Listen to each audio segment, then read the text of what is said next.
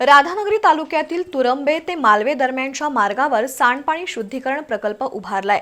त्यामुळे या परिसरात सांडपाण्याचा प्रश्न गंभीर बनलाय। दूधगंगा नदीलगत तब्बल 47 लाख रुपये खर्चून सांडपाणी प्रकल्प उभारलाय, पण प्रकल्पाच्या शेजारी गटारी तुंबल्याने मैला मिश्रित सांडपाणी थेट रस्त्यावर येतंय। राधानगरी तालुक्यातील तुरंबे ते मालवे दरम्यानच्या रस्त्यावर नेहमीच वर्दळ असते। या मार्गावर सांडपाणी प्रकल्प उभारलाय, मात्र प्रकल्पाच्या शेजारी गटारी तुंबल्या आहेत। त्या गटारीतील मैला मिश्रित सांडपाणी रस्त्यावर येऊन दुर्गंधी पसरते। दूधगंगा नदी घाटावर अंघोळीसाठी जाणारी लहान मुलं, महिला वर्ग तसंच शेतकरी आणि प्रवाशांना या दुर्गंधीचा त्रास सहन करावा लागतोय। रस्त्यावर सांडपाणी साचल्यानं आरोग्याचा प्रश्न गंभीर बनलाय। सांडपाणी शुद्ध करण्यासाठी उभारलेल्या प्रकल्पामुळेच परिसरात दुर्गंधी आणि स्वच्छता वाढत असल्याचा आरोप होतोय। भाजपचे राज्य कार्यकारिणी सदस्य लहू जरग यांनी या प्रश्नाकडे प्रशासनाचं लक्ष वेधत तात्काळ सांडपाणी रोखण्याची मागणी केली आहे।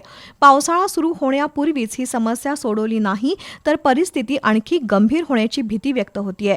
रस्त्यावर साचणाऱ्या सांडपाण्यामुळे अपघाताचा धोका वाढण्याबरोबरच संसर्गजन्य आजार पसरण्याची भीती व्यक्त होतीये।